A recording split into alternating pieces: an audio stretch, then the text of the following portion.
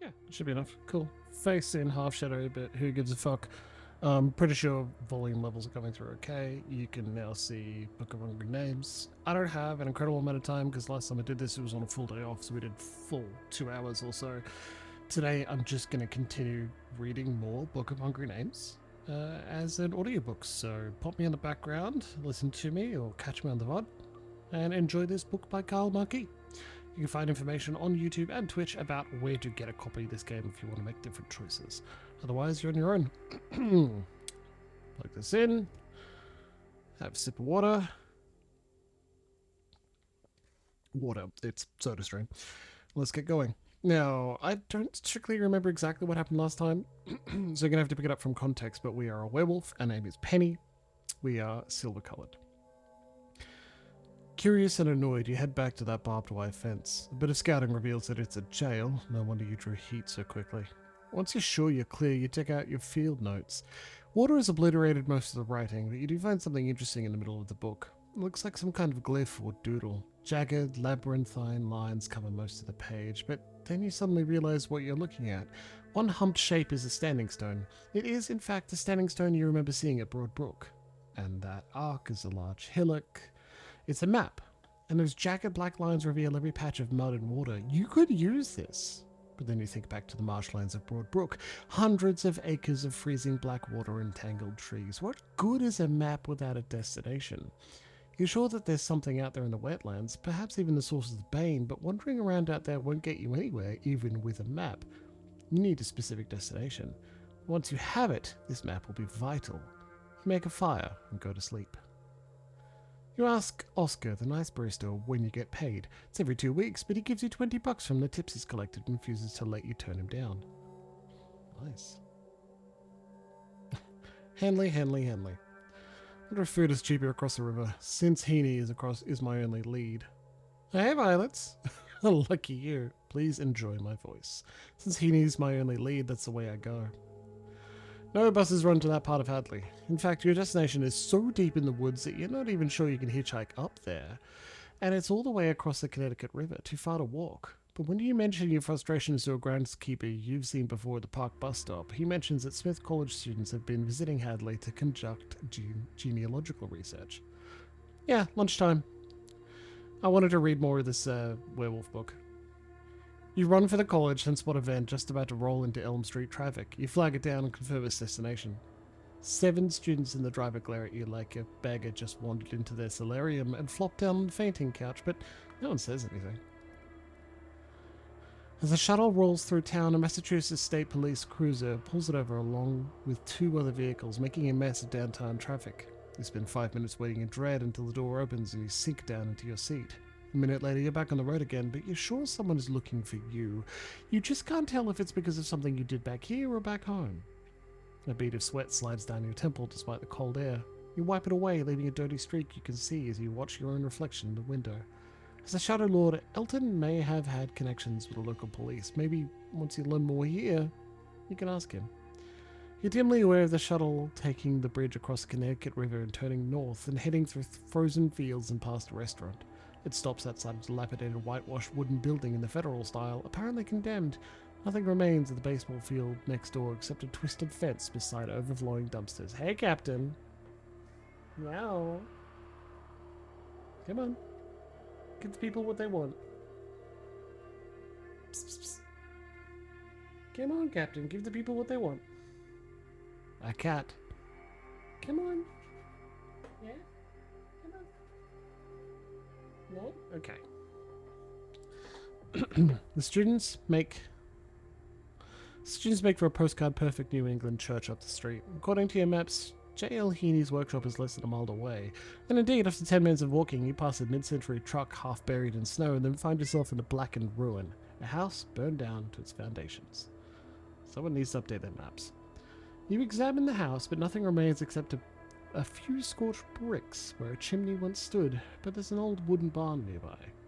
You're just considering where to explore when something moves in the tree line on the far side of the empty field. Maybe something has followed your shuttle across a river.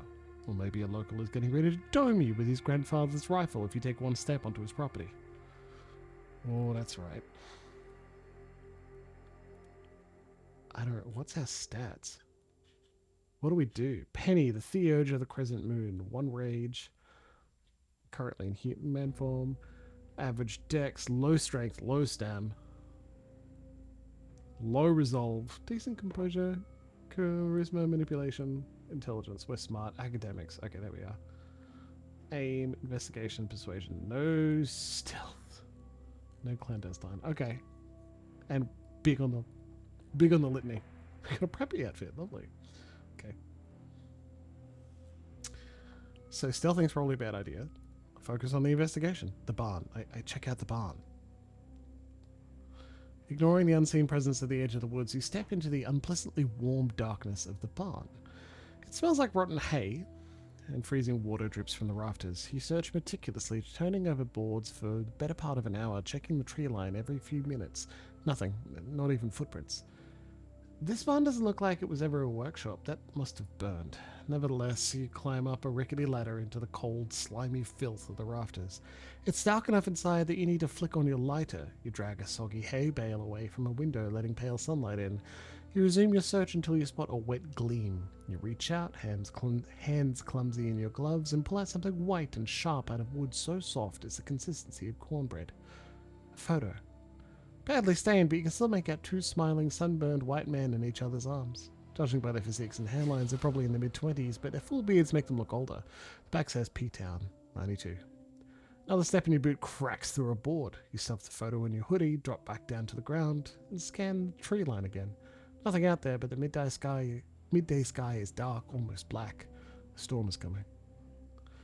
You think back to the buildings that might provide both shelter and information. You don't want those smithies at the church asking questions about you, but you could conduct research at the town offices or ask around at that restaurant the shuttle passed. Even if you don't learn anything, it's better than being caught out in the open when the storm breaks or enduring the wet, stinking warmth of the barn. Though, maybe you could stay. Something is definitely out there. You could hide in that old truck within sight of the barn and see what comes out of the woods. I consider what the town offices might offer. First, they'll offer shelter from the storm since the main building looks open. And second, there might be information about Heaney and the fire, something that would reveal how he fits into everything you still don't understand. But you won't know more about the records there unless you go. Head to the town office and look through the records. Freezing rain starts to fall as you approach the municipal building. It's bitterly cold, so you hurry up and slip into the decaying building just as the rain really starts to come down. You ain't the UPS, man. You turn to confront a fat woman in drab overalls who looks more like a janitor than a town clerk. A single watery bulb illuminates her desk and computer. The rest of the building is dark. I'm doing some research on the town, you say. Probably assuming that you're just another student, she hooks a thumb back into the darkness and returns to her computer. You head into the darkness as the storm howls outside. The good news is that the power works and you can turn on a light. All the other elements of the situation are bad. The entire back half of this building is crammed floor to ceiling with cardboard boxes full of newspapers and town records, as well as records from a dozen nearby towns and villages. This building must serve as a central depot for all the records within 50 miles that no one wants anymore. The boxes are numbered, but not with any system you recognize. Through a screen door, you can see a box labeled Organization Notes 92519. You're sure that box is a kind of card catalog, but the door is locked and the clock doesn't have the key. She also doesn't seem to like you much. Going through all the records until you find something on Heaney will be mind-numbing, but it's possible, especially if you're smart enough to find a pattern in the listings. You could try enlisting the clerk's help, but then you'd have to be charming enough to pull her away from the true crime podcast she's listening to. Or you could, jimmy the door and just grab the organization notes. It's probably criminal trespass, but it'd save hours of work. I work systematically from top to bottom, looking for a pattern that will lead me to a record of Heaney's fate. No time. You start with the nearest box. Hello, Leona. Marriage records, 1928 to 1941. Nope. Land transfers, 1886 to 1965. Nope. And so on through births, deaths, letters to the editor, disability benefits. Should you be allowed to go through this stuff? Always looking for any name you recognize. After hours, you can barely read marriage records, 1890 to 1927. But, marriage records. Was Heaney married? Assuming one of the men in that P-Town photo was Heaney, and assuming they were a couple, he could not have gotten married in Massachusetts before 2003, when gay marriage became legal. You find marriage records 1998 to 2017, and though there's no Heaney marriage, there's a record of him, David Binicki, and Lucinda Pellis Nash as witnesses to the wedding of Elton Day and Catherine Aslanian in 2015, and as subsequent building purchase in Northampton. So many names. But there's Binicki again, with a note that he was involved in land transfers in the mid-2000s. You go back to land grant records, 2003 to 2008. You find one Mr. David Binicki involved in the sale of land right next to the Heaney place here in Hadley. Then you follow the real estate lawyer's name to a newspaper article in the Berkshire Eagle. This is interesting. The headline is "Gun Store Draws Protests," but the byline and everything else has been turned into the Declaration of Independence. That's a new variation on the same old trick. The picture shows the same couple as the photo you recovered in the Heaney barn, many years older and looking more like business partners than boyfriends. The photo caption isn't scrambled. It mentions Binicki Gunworks moving from Hadley to the address on Route 66 that you just visited. Hours have gone by in research. When you look up, a man is standing between two cardboard boxes. Young, but with the prematurely lined face of someone who spends a lot of time outdoors, he has a short beard and hard dark eyes. He's too young to be one of the men in the P-Town photograph. You can tell by the way he carries himself that he wears a sidearm under his Carhartt coat. "My name's Hobble Nash," he says, "and I know what you are." "I'm here for a reason. Did you know J.L. Heaney?" "I saw him die," the man says. "At Brook. Have you been there?" "I can smell the dead up there. Someone needs to give them a proper burial." "That's where it happened," he says. "But it's not over. You saw something in the woods out near Jasper's old farm, didn't you? He used to work for them, so some people had to get rid of him. Because he was working for them. Do you understand?" You try to think of a question because you really don't understand, but he just talks faster and faster. "That's when things really started getting out of control," he says. "And it's still happening. You've still the corpse smell, haven't you? Carried by the wind. You've heard the drone of flies. You have had to cut them just the right way to get the flies to come. Shit, I should have killed them all the way when I had the chance." Now you think you get what he's talking about. The bad meat Clay ate, the flies that swarmed around the Bane, the flies at Brook, and the field notes that you found at Binicki Gunworks. Those strange scribbles are a map that would let you navigate the swamp and follow the flies to what? You have to find out. The clerk up front drops a Coke and swears, "Get the hell out of this town while you still can, kid." "No, Hobland." "Get the hell out of this town while you still can, kid," Hobland says. He disappears deeper into the stacks. When you look outside, his Jeep is rolling out of the parking lot. It's dark when you leave the municipal building, and the sky is still cloudy. A dreadful feeling of being watched as you trudge through the muck of the abandoned baseball field next to the municipal building. The church down the street is a black spire in the growing darkness. Students hurry out of it back to the shuttle. You thought you had more time, but the students are already leaving and you don't want to be stuck in this town when the light fades. You hurriedly join them and the shuttle carries you back across the Connecticut River to Northampton. You return to your cabin, make the fire, and sleep. Werewolves are resistant to most minor injuries, but you're no braver than the humans around superheated steam or the always finicky plastic wrap machine, which gets alarmingly hot. Still, you've now learned how to operate every tool at Byzance, and that feels almost good. You spend a few minutes lost in thought as you get up and make the bed. You have everything you need to return to Brook, and nothing else slowing you down or distracting you. It's time. Enjoy a half-off breakfast at Byzance, including a preferred way to start the morning. Coffee. "I make it for you," Pemby says. "You're still clumsy. Cream and sugar." Byzance also serves Turkish coffee, and frankly, you think you do a good job at making it, but you end up with a giant mug of American-style Joe, just the way you asked for it. God, that sounds so good. I'm going to make that real soon. It looks like a freezer-burned generic coffee Clay always drank, but tastes wonderful. Once you've chugged your mug of coffee and down a pastry you're still learning how to pronounce, you work through the morning rush. After you clean up, you walk due north, cutting through streets and parks. There's cat fur floating through the air all around me. That's what I'm trying to get away from my nose. You walk due north, cutting through streets and parks, heedless of how the people on the map navigate their environment, until you pass along the edge of a Walmart parking lot and reach the woods. The day is cold and blustery and the wind bitter. Cold mist hangs over the grim marshland around Broad Brook. The defaced standing stone rises. above over the mud as you check the field notes again and get your bearings. Then you head down the hill, between two hillocks of dead yellow grass into the marsh. You move cautiously, so it's over an hour before you notice how warm it's getting, so warm that you're sweating under your hoodie.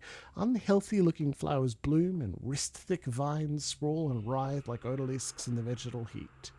As you climb onto a low, wide hill covered in pale green grass, you check David Binnicky's notebook. Climbing the gentle, grassy slope, you pass more standing stones, all defaced or toppled, before you notice an odd indentation in the center of a hill. It's a door. All around you, grey-brown marshlands or venomously iridescent jungle, and straight ahead, an open double door of white stone in a low hill like a barrow covered in reddish grass. The air is warm and heavy. Flies drone as they head into or out of the doorway like bees around a hive. You follow the flies, your curiosity warring with the warning sounding in your mind as you pass the threshold. The hot air reeks of carrion piss and chemical preservatives. Guru glyphs mark the walls at irregular intervals. You recognize death, peace, and the design for friendship, which always looked like a falling bomb to you. Among the more complex ideograms, those defaced beyond legibility. The corridor is less than 10 feet long, and then you emerge into a central circular tomb. Black Tarn told you about these places. You've never seen a tomb like this one. But this place has been worse than abandoned. It's been defiled. Bones crunch underfoot as you fully enter the tomb. When you step to one side, the midday light streams past you and reflects off a beaten copper mirror on the far side of the room. Niches in the wall... Niches. Always complain whenever someone pronounces that way, and then here I am. Niches in the wall hint at generations of interment. And you see tools or weapons scattered among the bones. Between you and the mirror rises an oval catafalque of chipped stone. A corpse in stained linen lies on the catafalque, and just beyond it is a huge hulking figure more than twice your size and wearing only a belt hung with jangling steel tools curled lovingly around the corpse.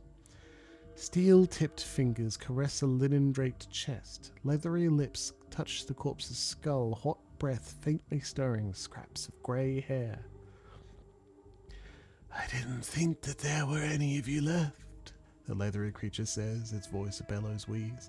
Flies blow out of the asymmetric black mouth. "I'm here to fix what the Wyrm has defiled." I keep this monster talking as I look around this tragically disordered tomb. "Always with this piety," the man answers. The man says, "Always so righteous. You call yourselves people of the spirit world, but you do nothing but talk and give things names. Endless talk about the Wyrm and the enemy and the defiled and the impure, endless labels to apply to the people you hate and hurt." You and this man probably aren't going to settle things with a philosophical debate about the virtues of the litany, because you think you know what this man is. A living man whose malice and cruelty has opened him up to bane possession. A Fomor. The Fomor rises. He's tall enough to scrape the dome ceiling. His hand lingers on the dead man's skeletal fingers. His hands, his arms, his chest, parts of his face, are covered in blades, hooks, and other tools. You've been investigating Jasper Heaney for long enough that you recognize leatherworking tools. Is this the man himself? "Do you know what they said? What your people said?" The Fomor wheezes. Spittle drools from his slash mouth down to his chest. Old stains mark him from jaws down to crotch, the damp slash sticky with flies. "They said I collaborated with the Wyrm, that I made weapons for the enemy. I was a weapon maker. I sold guns. But they didn't care. They didn't care that I was from the oldest of the three families, that we had served this land before them, and when they came, we served them. Good little servants." He leans down again, touches the corpse's face. Scraps of beard still remain on the dead man's gaunt cheeks. "It was Jasper who deceived them, who claimed he sold the weapons. So they killed him. They tortured him and killed him because he loved me so much that he was willing to die for me." A weapon maker. This is David Binnicky, or what's left of him.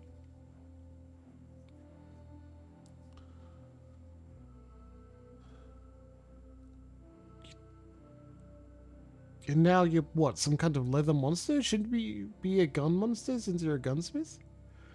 You don't understand anything. Beniki whispers.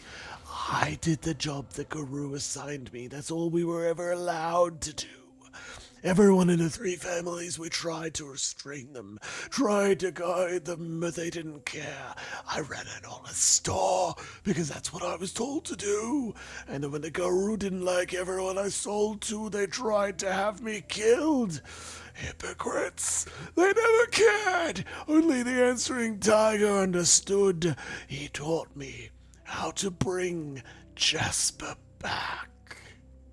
He shifts, trying to conceal something in the darkness of the tomb.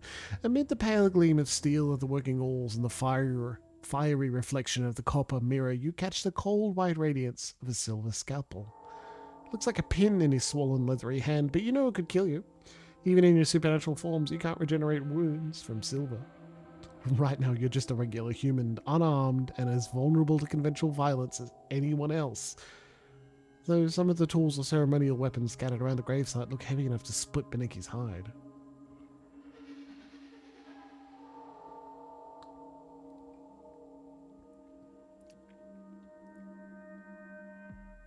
David, I know you're in pain, but the dead, they don't come back. That's one thing we Guru know. Beniki laughs, a hideous hissing sound like a punctured lung. Oh boy, you really hold me in contempt, don't you? You're nothing but a pup, and you still think every human is a witless moron, ready to swear allegiance to the worm in exchange for the flimsiest promise. I know the dead don't really come back. I bring Jasper back into the world by perfecting his work. Jasper Lihini was the greatest worker in leather and flesh that the world has ever known, and the Guru treated him like a slave, then killed him like a dog.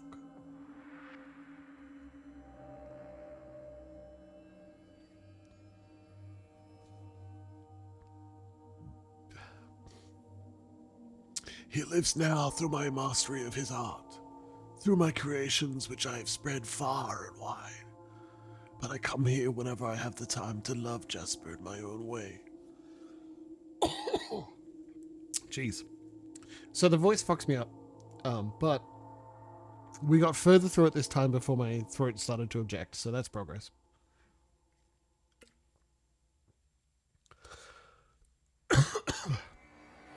The Fomor leans over the corpse and places his huge, crooked lips against the dead man's mouth. He parts the teeth and draws out the purple tongue, kissing passionately, and then bites messily through it. And he lunges and spits, hitting you in the face with the corpse tongue. As you stumble back, the silver scalpel whistles through the air towards your neck.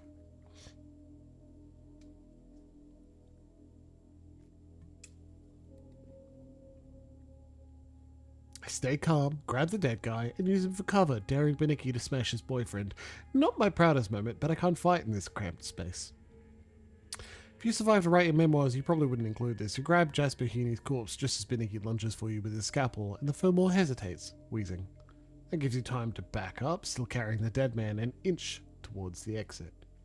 When you reach the threshold, you fling the corpse aside and sprint to the doorway. Beniki roars and follows, but he has to duck, and when he gets outside into the light, you've maneuvered to the side. He skids down the grassy slope, cursing all Guru, sinking his metal-studded hand into the turf so that he doesn't slide all the way into the water. Thank you, Emma Stitches.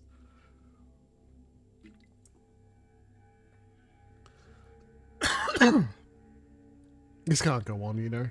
You are Guru, and you feel your rage rising as you confront this servant of the worm. You need to destroy this horror before he destroys you or spreads his spiritual pestilence even further. Easier said than done, especially when you can hear something approaching quickly through the wetlands. Ally or enemy, you can't tell, but it's moving fast. Beniki lumbers towards you across a grassy slope. One sec.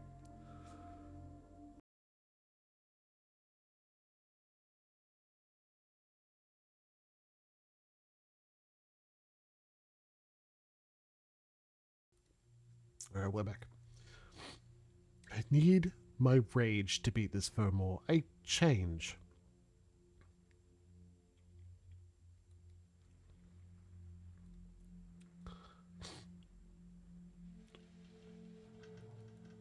I wish I could jump directly into war form, damn it. Furmore know the Guru and how quickly they can heal. He rushes you, but you have the advantage of maneuverability on this slope. But even as you get some distance, you change into your Hispo Titan war form. I round on Beniki and crush him with my powerful jaws.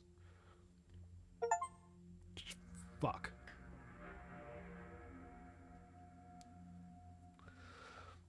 Achievement: lose the wolf, reach raise 0, and lose access to your powers. You've temporarily lost the wolf. Without rage, you cannot shapeshift or benefit from your gifts. You snarl and leap at the Furmore. Beniki settles into a defensive posture, silver scalpel flickering. You leap over the scalpel and land on his chest. Hook your claws into his shoulders and bite away half his face, ripping away glistening strands of meat and chunky wads of leathery skin. Half blinded, Beniki grabs you with both hands and wrenches you away and slams you onto your flank. He scrambled back onto all fours just as the Furmore lunges with his silver scalpel. You sink your fangs into his wrist and bite their hand off, but Beniki drives his left hand hook into your neck and slams you to the turf. You thrash and kick, ripping your way free even as blood spills down the silver fur of your chest. Furmore and you both sway, blood burbling out of your mouths. He struggles to rise, then he turns, bloody mouth open in stupid surprise. We both look as a black wolf shape appears upslope. Then with a snarl of rage, the newcomer hurls himself upon the Furmore. Horribly wounded, already dying, the Furmore doesn't have a chance. Burning with rage in his Krenos war form, the other werewolf rips Beniki to shreds, scatters his twitching, steaming remains across the grassy hill. Neat. The other Guru stands up. You recognize him by smell. A spicy tang of incense smoke and old vellum mingled with the man's natural scent. His fur is inky black and iridescent like an oil slick or butterfly's wing. You've never seen anything like it. Elton, you say, pronouncing the name as well as you can in the first tongue, which you haven't really mastered. His eyes burn with mad rage as blood and gore trickles down his jaw, and you step away from the Shadow Lord. Then Elton shakes his head, and the killing lust leaves his eyes, replaced by the sad, sardonic expression he wore in his apartment.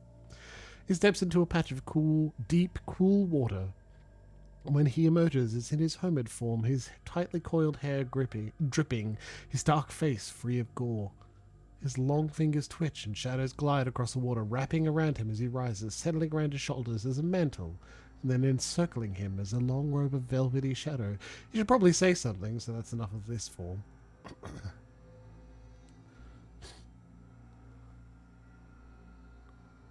I formally acknowledge his victory, but then how in Gaia's name did you find me? I saw David skulking around the rooftops in town. Elton says, that's his name, David Beniki. The Theurge points at the largest remaining piece. Once I realized it was him, I remembered the mess with him and Jasper Edie. Some of it unfolded here. Speaking of that, now that the adrenaline and rage are cooling, you can see more barrows and graves like the one you entered. And you hear a rhythmic mechanical hammering. The air reeks and it's full of flies. Elton's eyes show recognition and pain as he studies the place. He's been here before, but he seems willing to wait for you to decide what to do next. Before I say anything, I start to heal. Oh, I'll lose the wolf. I don't regenerate. Jesus Christ. I keep hearing about the three families. What are they? Human allies of the Guru? 3 human families moved here almost 200 years ago with the first wave of Polish immigrants to this area. The Benikis, the Palaces, and Lubasics. Malachi Pellers was a Silver Fang, and Casimir Lubasic is human sorcerer. Their interactions spawned an entire philosophy that came to define the local Guru, who freely mixed Casimir's Catholic heresies with Malachi's Jewish mysticism with some of the more traditional spiritual beliefs they are no doubt familiar with. If you came here 10 years ago and listened to the Silver Fangs, you'd learn that the 3 families gave the local Guru continuity of tradition and access to the human resources that let them thrive in their battle against the Wyrm. That was all rot.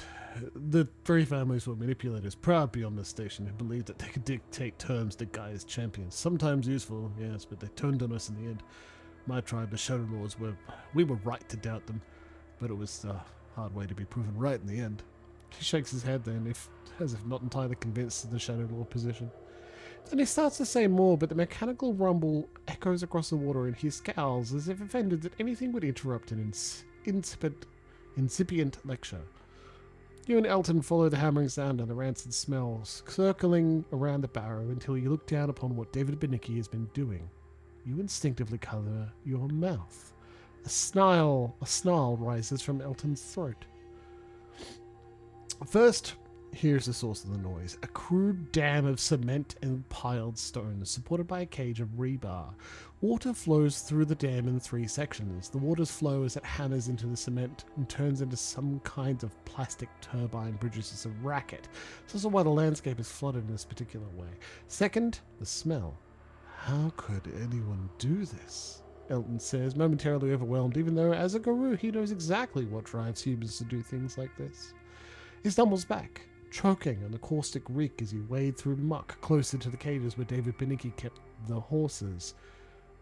8 animals are in the broad pool formed by the dam, chest deep in the filthy, muddy water that stinks of rotten meat. Crude plastic binders hold them in place as flies swarm over them. All of them are blind, their eyes eaten away. Blood drools down their mouths into the foul water. 5 more horses are dead and half skeletonized, their bones pink in the pale sunlight. When the wind shifts, the still living animals sense your presence and start to scream as if they're being burned alive. Crude shacks served as David Benicki's workrooms for whatever he was doing to the horses. Your rage momentarily blinds you. Or maybe it's not blindness. Maybe it's ecstatic clarity. You know what you have to do. You know what Gaia blessed you with rage and wisdom to do.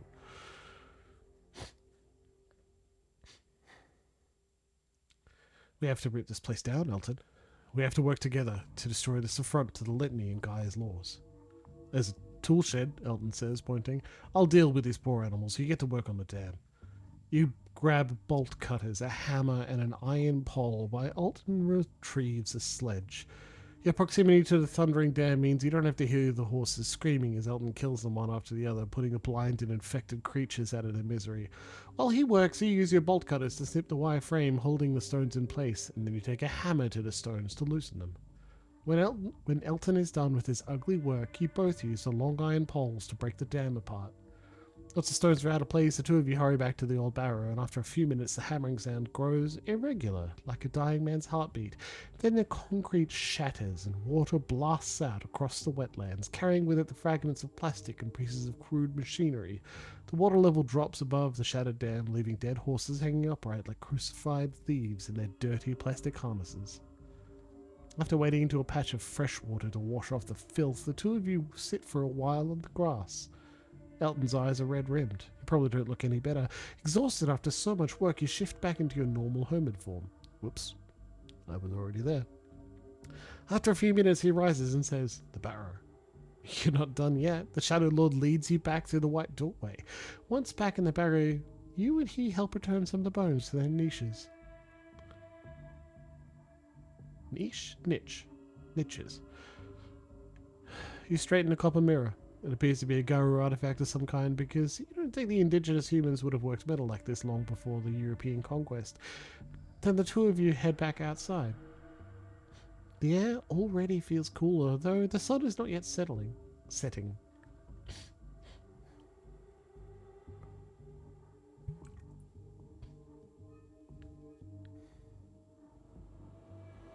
I'll change the subject. My hovel, where you expect me to live, doesn't have any heat, and the landlord and his useless sons won't fix it. I need to talk to the manager of the Shadow Lords. Beggars can't be... Actually, werewolves always have a choice, don't we? Kill them if you want. They mean nothing to me. I sort of inherited them after the other Shadow Lords died. Just don't make a mess. You blink because killing the Gaultiers wasn't exactly where you saw this conversation going. Back when the Guru came through town all the time to visit the Chaos and the Gaultiers were useful, Elton says. But that was before. I'll see what I can do about the heat, but it's not like I know anything about that sort of thing. Elton chuckles mirthlessly. I should call Podge. Who? One of us, Elton says. Patrick Hodge was too young to fight the night the Kaon fell, but he thought anyway. Last I heard he was still fighting. Brave as hell. Probably dead by now. Podge is a fighter, eh? Could he help us? Us? Elton asks with a joyless chuckle. He shakes his head. Patrick was tough and smart when I knew him, but he could barely keep his rage in check, and our road, the full moons are always dangerous. But he survived the fall of the Kayan, you observe. He wasn't there at the end because their elders wouldn't let him fight, Elton says. Too young, too reckless, not one of the two key tribes. No one respects the Bone Gnawers, but still, yes, he could fight. So could Melody and Nin at that, and they're still around too if something hasn't picked them off yet.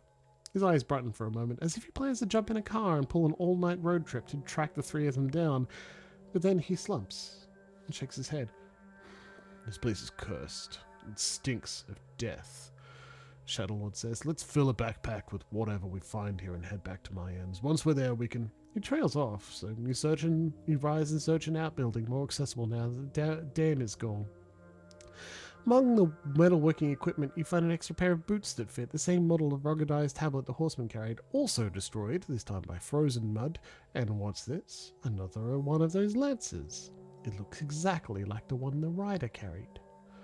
You return to Eldon's flight for a half hour after sunset. You're both freezing, but you because you managed to find every puddle of cold mud on the way out, despite using the lance as a walking stick, and Eldon because he's barefoot and appears to be wearing only shadows. Once back up the narrow steps to the Shadow Lord's cluttered and dingy home, Elton does the nicest thing anyone has ever done for you. After you finish your bath in the Shadow Lord's elaborate, if stained and chipped clawfoot tub, you dry off while studying the posters for old trip-hop shows back in Bristol and London that line the walls. Hey, there's Jordan Day. Wasn't there a Jordan Day track in a movie you saw as a kid, like The Matrix or that American Godzilla? Is Jordan Day your dad, you ask as you dry yourself off. Yeah, Elton says. The silvery glint through the half-open bathroom door reveals that Elton is messing around with the lance. You find the world's oldest pair of pajamas waiting for you. They're more patched than original fabric, but they're clean, and so are the mismatched Turkish slippers, one green and one taupe. I took everything that survived at a laundromat, Elton says. He's seated in his leather armchair in the corner of the room, previously covered by a faded burgundy tapestry. A fire roars in an elaborate Art Nouveau fireplace under an oil painting. Life-sized and in a realistic 18th century style, it depicts an ethereally beautiful woman with dark eyes and a dress the colour of storm-tossed seas. Curling golden ringlets frame a face with delicate features, an alarmingly high and broad forehead. A pale ring glints on one finger, lovingly rendered as her hand rests against a high-backed chair. She appears to be seated outside, since a Milky Way is visible behind her, forming strange patterns. Elton seems fixated on the image, a lance forgotten at his side. Who's the babe? My dead wife, Elton says. Ah, you say. It always feels strange to call myself a widower, the Shadow Lord says. Catherine died defending the Kaon like so many others. Before she died, she was one of the greatest theurges of her generation, a true prodigy. The spirits are silent now that she's gone. Most of the world is just dust. He follows the starfield with his eyes and then looks down into the fire. Kate told me a story once about the Milky Way. Long ago, during a winter worse than any winter in history, the god of fire stole straw from a greedy king. As he fled, bits of straw escaped from his bag. They scattered across the sky, forming the Milky Way. What we see then exists as it really is, and also exists as a remembrance of an act of mercy. The same thing, but two ways of understanding it.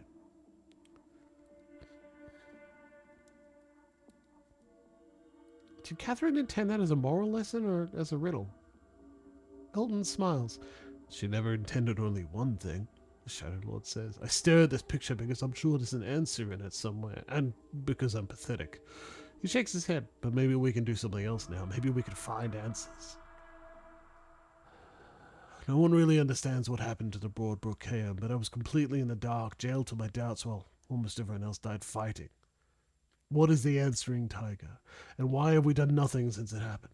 We live like ghosts and it can't go on, Penny. We're going to talk to the other guru, learn more about how David Pinnicky created these monsters and figure out what this thing is. He picks up the lance and even see if we can help you pack mate, but first...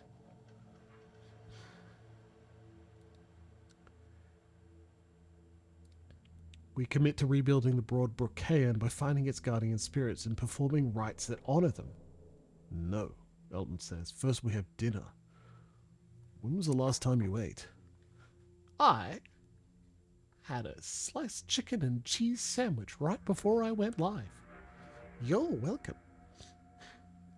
He disappears down to the street and returns with a perfectly spherical burrito for you and another for him. You try not to tear the burrito apart like a raccoon. It's hard because you haven't had many proper meals lately. You eat in silence for a few minutes, looking around at Elton's collection of occult statuary, a jade killin, scattered medallions and candle holders in brass or bronze, a bust of Athena in white marble with African features, and a helm of what you hope isn't silver. Bookshelves hide Flemish tapestries and Japanese ink-wash paintings, and plush velvet curtains frame the windows.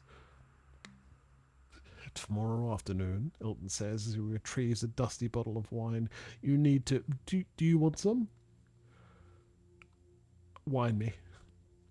Elton starts to pour, then realizes that you have neither a wine glass nor a clean flat surface. You've been using your lap to cradle the burrito. He rummages around, digs a cup out from between two stacks of paper, realizes that no, that's a gravy boat, and finally finds a teacup and fills it with red-black wine. What was I saying? The Shadow Lord asks. Tomorrow afternoon? Right, tomorrow I'm going to investigate the barrow and see how close I can get to the actual Kaon. Contact me in the afternoon and I'll fill you in. You exchange plans for a few more minutes, but when you finish your wine, Elton clearly wants you gone. But as you rise, the Shadow Lord says, Hold on, and digs through a kitchen drawer. He tosses you an iPhone. Here, keep this. This will be perfect for my investigations, thank you. Glad to help a young wolf get back on his feet, he says, handing you a charger too. It's reset to factory defaults and will probably need to charge up. The Gaultiers are right bastards, but that place of yours should have power at least. Next, you really try to fight off the bread and the little jar of artisanal jam, but Lynn is like an Italian grandmother and absolutely won't let you leave until you've had something for breakfast tomorrow. You still can't tell if he's reeling you in with gifts or if he really doesn't like seeing you so poor, but by the time you're outside, it's almost midnight. Bitterly cold, you trot double time back to your freezing gambrel and immediately get a fire going. You plug your phone in to charge and fall asleep the moment you pull your boots off. Just gonna clear my throat.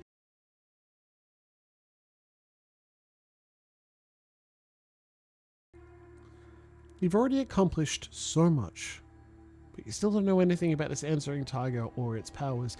Maybe answers await at the Kaon itself. Your brain rattles over names even as you try to sleep. Elton, Daphne, Nin, Melody, Podge, until you finally fall into a deep dream. In it, Elton holds one of those threaded paper circles with a bird on one side and a cage on the other. He spins the paper circle so the bird appears trapped in the cage, but then the bird hurls itself free of its prison, heedless of fragile and snapping bones. The cage breaks, the bird is out, it flies away, spilling blood across the skyline of Northampton, and the trees burst out of foundations, shattering buildings and fleeing people high into the air. Morning. You check your wounds, they're healing cleanly. You change your dressings, even though you don't really need to worry about the infection as a werewolf. Then you check your new phone. A single email from Scarpa, only as a subject. It reads, He's dead, Clay is dead already, you blew it, you fucked up everything. Well, shit. I don't want Guru business going out onto the internet. No, fuck it. I can only offer my condolences now. I tell Scarpa and Black Tarn that I'm ready. That I'm sorry. And the second Inquisition comes to kill us another protagonist of a Kyle Marquis novel I'm playing on stream. You draft the most understanding email you can, hoping that it will get to Black Tarn as Scarpa won't care. It's easy to dwell on memories of Clay, especially since many of them are unexpectedly pleasant. Clay showing you waterfalls hidden behind Costco parking lots, Clay singing songs that were old when the pyramids were young. But you can't wrap yourself in melancholy. Elton promised to investigate the barrows. He should have some answers soon. You need to set yourself up to receive texts, so you spend a few minutes configuring all your passwords and use one of your old handles.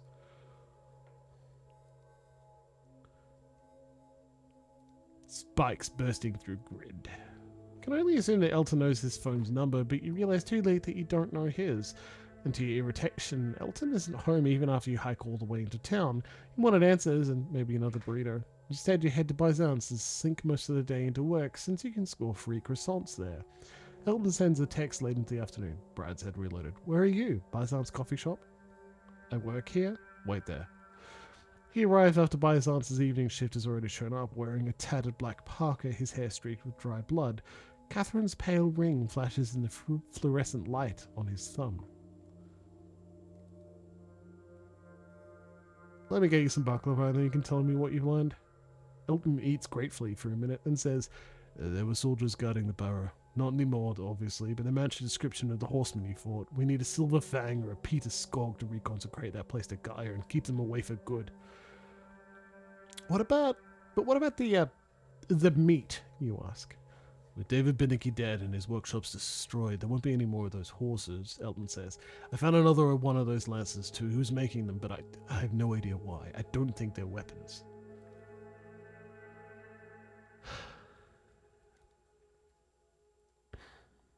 But didn't you say that Melody was a Silver Fang? She can finish what we started and sanctify the barrow. I've lost the wolf too. I want it back. How the fuck do I do that? If we can reason with her, Elton says. If we can find her, she's in Ashfield, about a half hour's north of... You both get a text. It's definitely clear. Quest folder, 180 IQ. Elton, you have left a trail that a blind chihuahua could follow. Cease all activities. Elton spends several minutes thumbing a response, angrily writing and then deleting. Finally, he settles on no. An immediate response from Ms. Clear. The men you two killed were Brian Lannery, USAF, killed by Penny in New York State, and Dong Nguyen, a Holyoke police officer killed by Elton yesterday. Electrocuted. Those were citizens! I should use 11 bolt. She's got me there, Elton says. Elton can shoot lightning. You file that unusual and alarming fact. You file away that unusual and alarming fact. Crest folder 180 IQ. I'll be spending all month cleaning this up.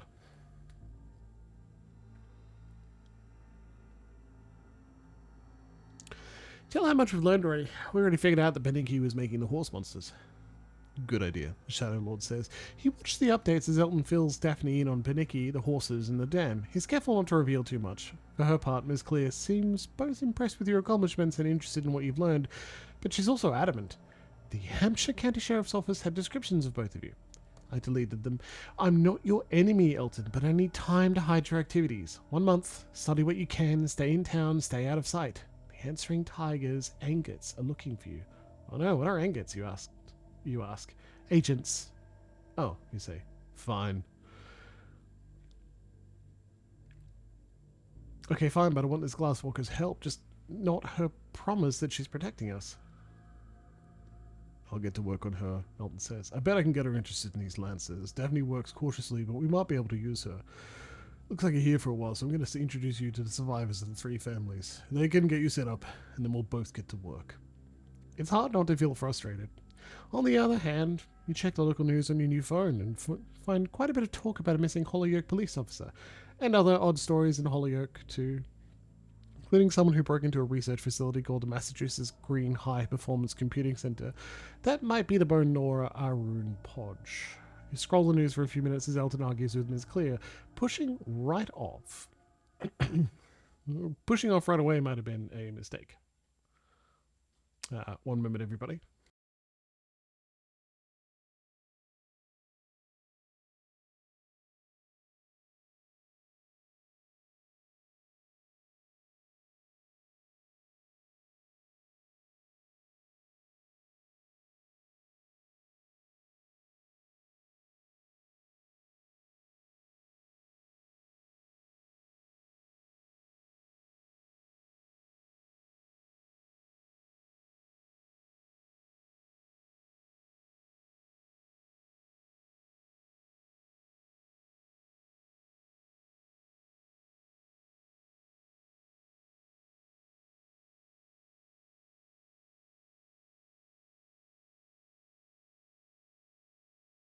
Unmute. That's Emma Stitches and I being on the same wavelength immediately.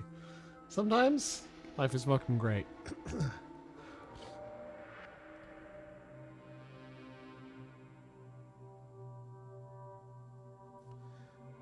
You'll stay put for now, but not for long. Elton promises to keep in touch, but it's already late, so you head back to your cabin and sleep for so long that you almost missed your next shift at Byzant's. After several boring hours packing pastries for an event, you wonder what to do next. You've impressed the spirits since arriving in the valley. You might want to explore the places near Brook you've uncovered and see if you can earn gifts from the spirits there. As a theurge, your wage is raxing. So like... I'm gonna check my phone. Email from Scarpa. Where the fuck are you? You think you can act all nice and that makes everything better, you little shit? Where the fuck are you? Clay's dead and Black Tarn took off last week and you're gonna ignore me? Tell me where you went.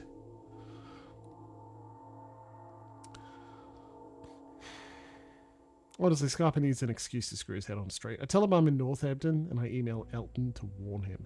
Real fucking folly. Just telling him, man, I don't even know I have a work car or anything good of what happened. Fuck you. Might be best to let Scarpa sit on his rage for a while.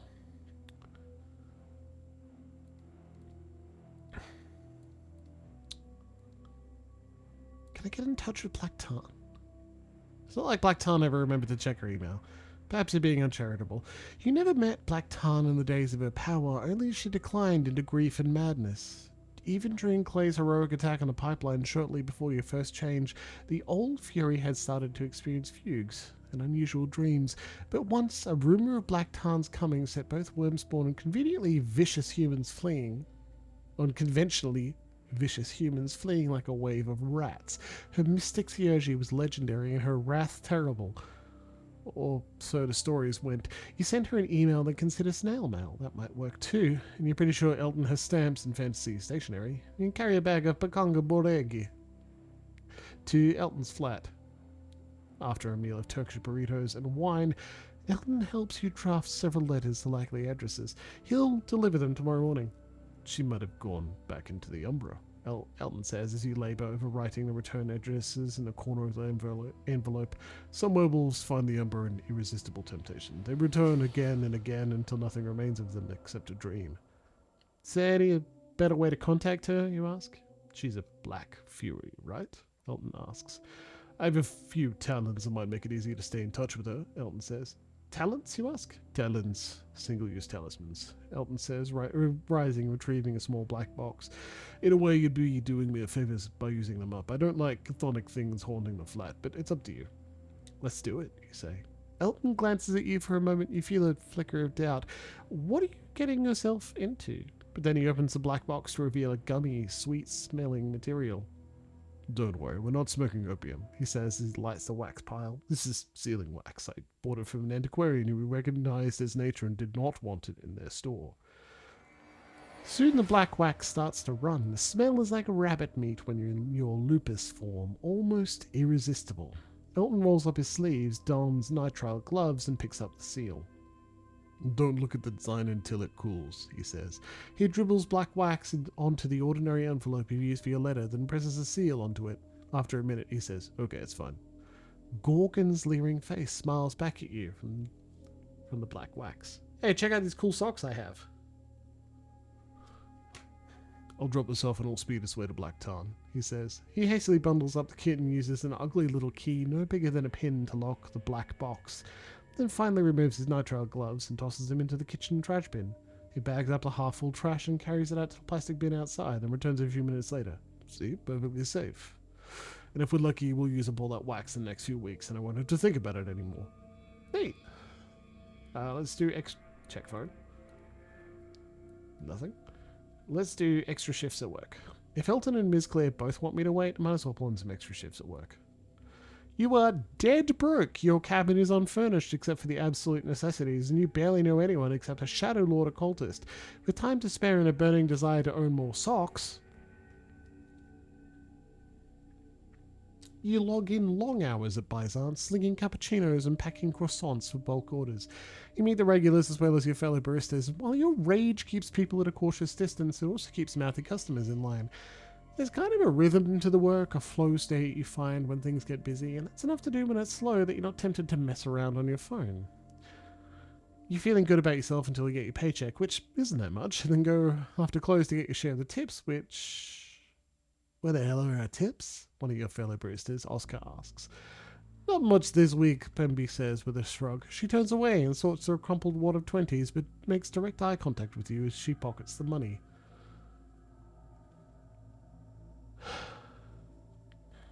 I don't say anything now, but I patiently document every health code violation and labour infraction for the next week, and hand Pemby a copy with the ultimatum. This sounds like a bad idea. Let's do it! You back off, then immediately begin your campaign of documentation. But it seems like you're not the first employee to try this with Pemby. Every time you note a violation, she hits you with a formal reprimand. And it's not like you have a union rep. By the end of the first day, you've been reprimanded 4 times and your co-workers have each been hit once. That's what does you in. They're getting mad at you. You have to know when you're beat. Stifling your anger, you back off. But that still isn't enough for Pemby, who stiffs your hourly wages too. The next day, there's a package waiting for you at Byzance. You open it to find a Massachusetts state ID that reads Penny October, a birth certificate, a social security card. GRC Media Business Card has I hate working with paper scroll on the back. This is good. An ID will let me get into more places and help with my investigations. To your considerable irritation, the birth date on the ID is the same year as your real birthday, which means you can't get into most bars. And it's a state ID, not a driver's license. You can't drive anyway. But this will let you move around in both the real world and online. You just need some credit. Now that you have some money and an ID, you walk down to the bank in the middle of the town and set up an account for yourself. They give you a little blue debit card and call you sir and everything. It's like staying at the Ritz for the 10 minutes it takes you to fill out paperwork. Then, armed with your new debit card, you consider what to buy once you have some money. You thought about 3 things that would make your life easier. First, a bike would save you an enormous amount of time and effort getting around town, especially during the day when turning into a wolf risks exposure. A bike would give you the time and energy you need to focus on physical training and development. Second, you could really use a laptop. Any kind of research or writing on your iPhone is a huge pain. You can score a used MacBook for a couple $100. That would let you focus on intellectual pursuits. Third, you think from your bedroom, which contains a bed with 1 blanket and 1 pillow, you could furnish your cabin. College kids are always throwing stuff out, and between consignment shops and dumpster diving, you could probably furnish this place with a week of digging around and not too much money. Curtains and plates won't help you in your spiritual duties, but they would help you feel more social and civilized. And of course there's the heat. No one has fixed it, and you suspect no one is going to. I'll buy a laptop, so I can open up more than 1 Wikipedia page at a time. Goblin. A short investigation turns up someone offering a new MacBook for less than $300. It might be stolen, but one good part about being a werewolf is that you don't fear most criminals, so you email the seller and agree to meet at the McDonald's on King Street. You plug it in, and it boots right up. You connect to the free Wi-Fi, and it doesn't have any problems, so you hand the seller a roll of 20s and spend the next hour with a McFlurry setting up the laptop the way you like. Elton has a surprise waiting for you when you swing downtown one afternoon. A toolkit with mini crowbar, flashlight, some screwdrivers, a folding knife, plastic baggies to store extra clothes for some shape-shifting, and wet naps. Life as a werewolf requires a lot of wet naps. Everything is courtesy of David Binnicky's shack near the dam you took apart. It's a double shift at Byzance because you need new clothes, and the little coffee shop does brisk business until well into the evening. It's a bad day, with Pemby in a terrible mood because their landlord is threatening to raise the rent on the 11 properties he owns in town. It's 10 p.m. when you lock up and walk down the narrow alley behind the train tracks, checking for any more Cult of Fenris signs. You've been seeing a few near Byzance lately, and apparently a black crust punk got his ass kicked by some roughnecks along the bike trail in East Hampton. That's when an NPD police car pulls up and 2 cops step out. They move to flank you so you can't retreat back down the alley. Badges read Hasselman, which is a little funny, and Hoop. Are you Penny October? Hasselman says. He's the one with the mustache. Hoop, who also has a mustache, shines his flashlight into your face. Are you an employee of the Gaultier Real Estate and Trust?